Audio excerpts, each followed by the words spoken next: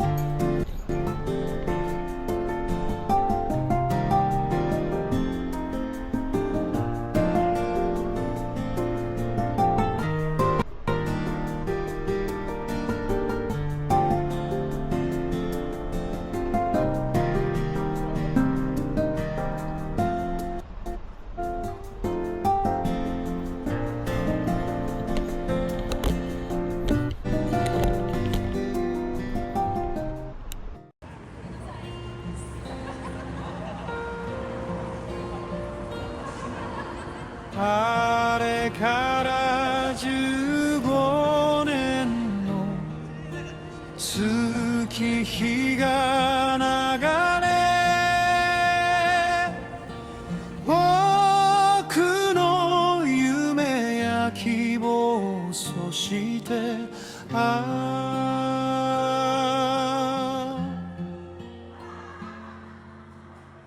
憧れを乗せて走り続けた、その年月の流れの中で思わぬ出来事もあったよね。君はその時静かに役目を終えた。そこから10年の月日が流れ、桜の花咲く春の日に再び舞台へと向かう。歳月の中で傷ついた体を元に戻し、お色直しも済ませた旅立ち、鉄路は走れないけれど新たな道で北を目指し、長く体を横たえた住処を後にする。多くの人に見送られ、多くの人に迎えられ、